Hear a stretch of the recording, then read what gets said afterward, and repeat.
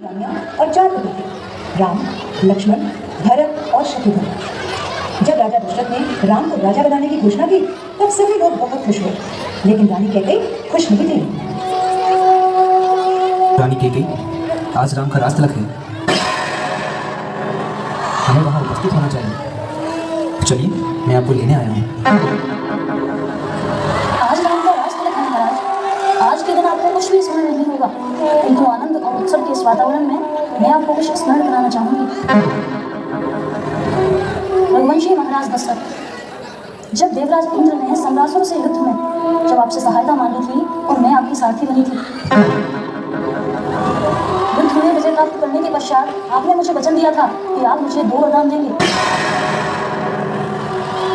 महारानी, वो युद्ध और तुम्हारी वो वीरता और मेरे वो वचन मुझे शब्द प्रतिशब्द स्मरण है। रघुकुल की रीति में है वचन पूर्ण करना। मांगो रानी, क्या चाहती हो? नहीं महाराज, मैं आपसे ऐसा कुछ नहीं मांगूंगी जो आप पूरा न कर सकें। आज मैं अत्यंत प्रसन्न हूँ, मांगो जो मांगना है।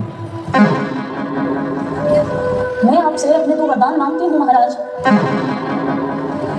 मेरी पहली इच्छा है कि अयोध्या का राजा मेरा पुत्र भरत बने, और मेरी दूसरी इच्छा है राम के लिए 14 वर्ष का वनवास।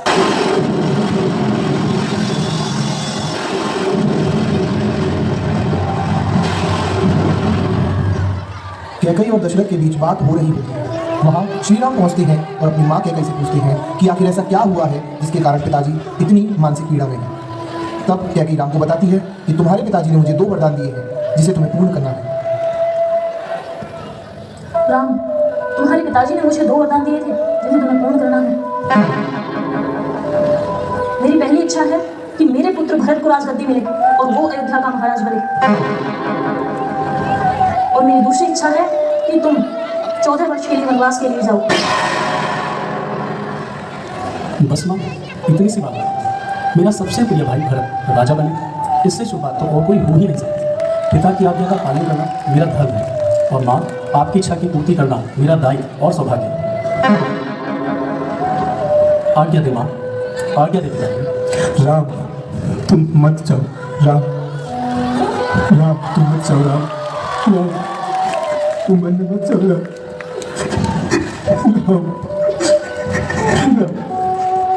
राम वन जाने के लिए तैयार हो जाते हैं। सीता और लक्ष्मण भी राम के साथ वन जाने के लिए तैयार हो जाते हैं। अब सीता, राम और लक्ष्मण राजा दशरथ के चरण स्पर्श कर वन जाने की आज्ञा मांगते हैं।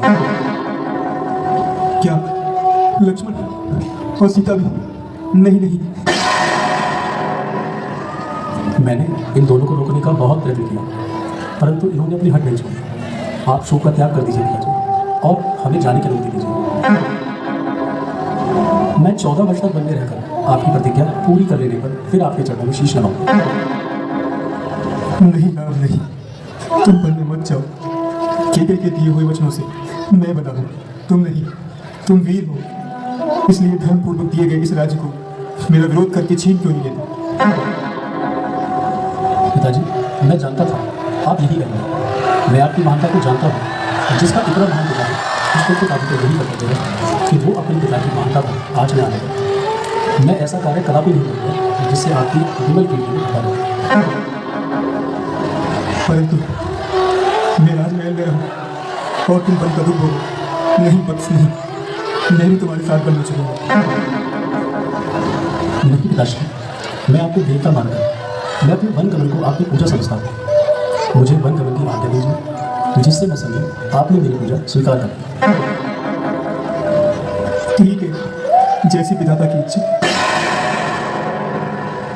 राम, तुम जितना विलंब करोगे तुम्हारे पिताजी उतने ही विचलित होते चले जाएंगे, इसलिए अधिक विलंब करना उचित नहीं, और तुम शीघ्र ही वन के लिए प्रस्थान करो।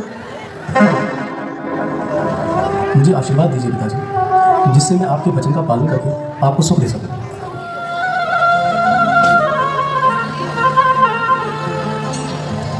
राम वन को चले ऐसा लगने लगा, प्राण तन से जुदा जैसे होने लगे राम वन को चले, ऐसा लगने लगा प्राण तन से जुदा जैसे होने लगे हैं। अयोध्या पे कैसी ये बिजली गिरी, रास्तों पे खड़े लोग रोने लगे राम वन को चले, ऐसा लगने लगा प्राण तन से जुदा जैसे होने लगे राम वन को चले।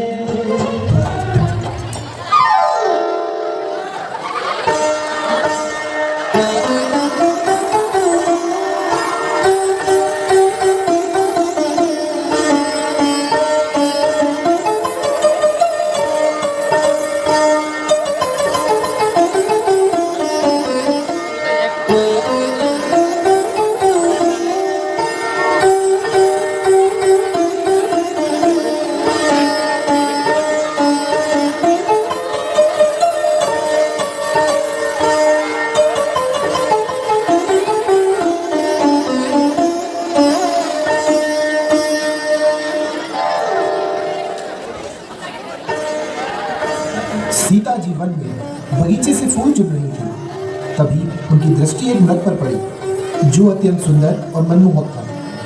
सीता दौड़ती हुई राम के पास जाती है और कहती है,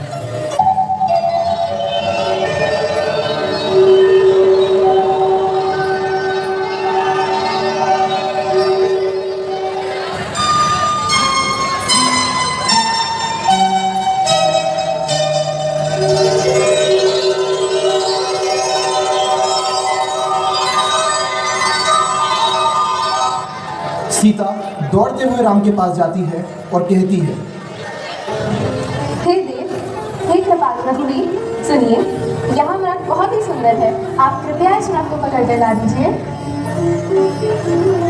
हे भाई, वन में बहुत से राक्षस रहते हैं। तुम बुद्धि और बल द्वारा सीता की रखवाली करना। अब मैं वन की तरफ जाता हूँ और शीघ्र ही लौटूंगा। इतना कहकर राम वन की ओर जाने लगे। जब राम वन में उस हिरण को पकड़ने के लिए धनुष बाण चलाते हैं तो वह बाण हिरण को लग जाता है और जब वह हिरण मरता है तो उसके मुख से पहली आवाज़ निकलती है, लक्ष्मण सीते, लक्ष्मण सीते। बहुत देर हो गई है, प्रभु राम अभी तक लौटे नहीं।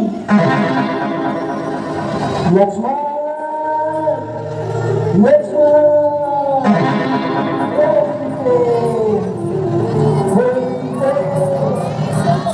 लक्ष्मण, भैया लक्ष्मण, तुम शीघ्र जाओ, तुम्हारे भाई संकट में हैं। शीघ्र जाओ लक्ष्मण, मैंने उनकी व्याकुलतापूर्ण आवाज़ सुनी है। शीघ्र जाओ लक्ष्मण, शीघ्र। ठीक है माते, जब तक मैं वन से वापस ना आऊं तब तक आप इस लक्ष्मण रेखा से बाहर ना आए। आपको मेरी सौगंध है। इतना कहकर लक्ष्मण वन को चले जाते हैं। जैसे ही लक्ष्मण वन को जाते हैं उसी समय रावण साधु के वेश में सीता की कुटिया में भिक्षा मांगने आता है। भिक्षां देहि, भिक्षां देहि, भिक्षां देहि। प्रणाम मुनिवर। कल्याण हो देवी, हम बहुत दूर से आए हैं और भूखे हैं। तुम्हारी कुटिया देखकर इस आशा से आए हैं कि हमें कुछ खाने के लिए मिल जाएगा। अवश्य महात्मन, आप यही ठहरिए, मैं आपके लिए यथासंभव भोजन लाती हूँ। सीता जैसे ही भोजन लेने कुटिया में जाती है तो रावण भी कुटिया में प्रवेश करने का प्रयास करता है, परंतु वह लक्ष्मण रेखा को पार नहीं कर पाता और आसन लगाकर बाहर ही बैठ जाता है। सीता जब भोजन लेकर वापस आती है तो वह भी लक्ष्मण रेखा को पार नहीं करती और वहीं से भोजन देने का प्रयास करती है।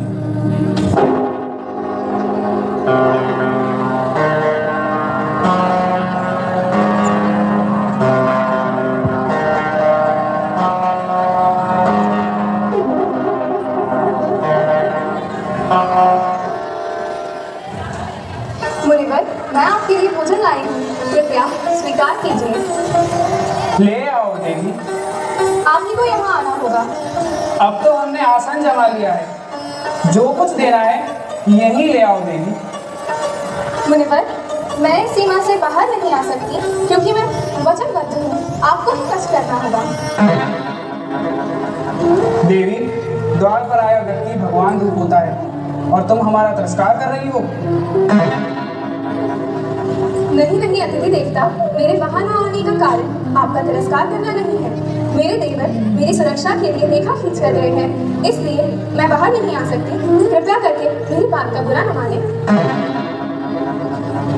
बस बहुत हो चुका, तुम बार बार हमारा तिरस्कार कर रही हो और तुम्हें इतना ज्ञान नहीं कि साधु को दूर से भोजन देना उसके अपमान करने के समान है। जब कोई संत महात्मा द्वार पर आ जाए तो बड़े आदर से उसके पैर छूकर उसका सम्मान किया जाता है। ठीक है, हम तुम्हारे द्वार से भूखे ही चले जाएंगे, लेकिन इस अपमान के बदले हम तुम्हें श्राप देते हैं। नहीं नहीं मुनिराज, मुझ पर दया कीजिए। मुझे अपनी पुत्री के समान समझकर मेरी समस्या और विवशता को समझने की चेष्टा कीजिए। हम सब समझते हैं, सब कुछ जानते हैं। हम त्रिकालदर्शी हैं। मूर्ख स्त्री, हम देख रहे हैं तुम्हारा पति इस समय एक स्वर्ण मृग का शिकार करने वन में भागा भागा फिर रहा है। वह स्वर्ण मृग अपने सिंह से तुम्हारे पति को एक बार आहत कर चुका है, फिर भी तुम्हारा पति उसके पीछे भाग रहा है। हम श्राप देते हैं सिंहों द्वारा तुम्हारे पति को। नहीं नहीं, आप उन्हें श्राप मत दीजिए, मैं वहीं आती हूँ। आप मेरे पति को श्राप मत दीजिए, मुझ पर दया कीजिए। मुझसे भूल हो गई है, मैंने आपकी शक्ति को नहीं पहचाना था, मुझे क्षमा कर दीजिए। जा कन्या, हमने तुम्हें क्षमा कर दिया। हम तुम जैसी सुंदर नारी के आंसू नहीं देख सकते, और ऐसी नारी रत्न को तो किसी त्रिलोकी राजा की पत्नी होना चाहिए था। मेरे लिए तो मेरे पति ही त्रिलोक के राजा हैं, उनसे बढ़कर और कोई नहीं हो सकता। अवश्य हो सकता है, हम तुम्हें बताते हैं। सीते, जिसके नाम से देवता, नाग, किन्नर, असुर, राक्षस अर्थात संसार का संपूर्ण प्राणी थर्रा उठते हैं, जिसे देख वृक्षों के पत्ते भी भय से शांत हो जाते हैं और वायु भी जिसके सामने सांस नहीं ले सकती। तुम तो उस लंकाधिपति रावण की पत्नी होने योग्य हो। ऐसे पापपूर्ण वचन बोलते हुए तुम्हें लज्जा नहीं आती? महात्मा के देश में कोई दुरात्मा हो तुम? कौन हो तुम? तुम्हारा दास, वही लंकेश्वर रावण। तुम्हारा यह साहस, एक गिरह होकर एक सिंहिनी की कामना कर रहे हो? तुम्हारा अंत समय आ गया है। अगर प्राण प्यारे हैं तो अभी चला जाए यहाँ से। हमारा ऐसा अपमान करने का साहस आज तक किसी ने नहीं किया। इसका परिणाम जानती हो? सीते, अब तुम्हें रावण के हाथों से कोई नहीं बचा सकता।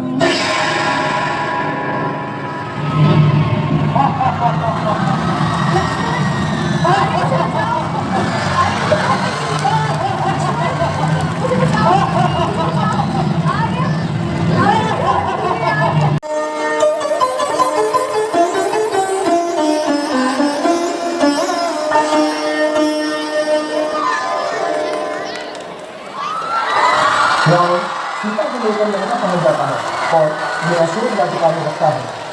उधर राम और लक्ष्मण सीता को इधर उधर खोज रहे होते हैं। वन में ढूंढते हुए उनकी भेंट हनुमान जी से होती है और राम हनुमान को संपूर्ण व्यथा बताते हैं। हनुमान राम और सीता को खोजते हुए समुद्र पार कर लंका पहुंच जाते हैं। नमन करो स्वीकार पुत्र का, हे माता महारानी। नमन करो स्वीकार पुत्र का, राजा राम की रानी। रावण की लंका में सुनाऊं तुमको राम कहानी। कथा यह पुण्य प्रसंगा है, कथा यह पुण्य प्रसंगा है। तन मन पावन करने वाली भगवत गुण गंगा है।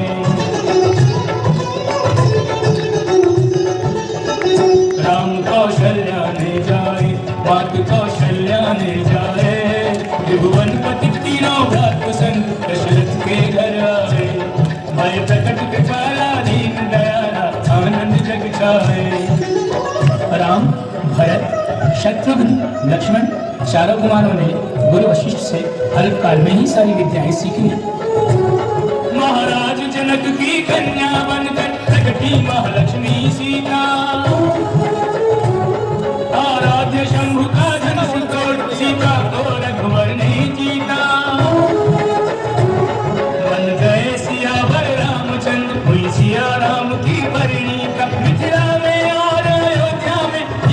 पांच दिन सुख से बीता। फिर श्री राम के राज तिलक की आई तिथि वरदानी। फिर श्री राम के राज तिलक की आई तिथि वरदानी। रावण की लंका में सुनाऊं तुमको राम कहानी। भेजी है मुद्रिका तुम्हारी परिचित और पहचानी। रावण की लंका में सुनाऊं तुमको राम कहानी।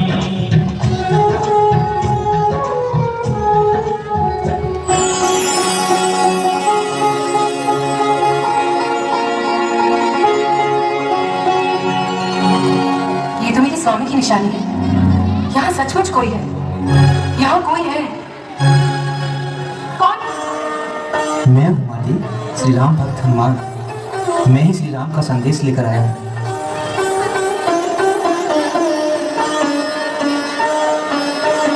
आज्ञा दे माली, मैं शीघ्र ही श्री राम को लेकर वापस लौटूंगा।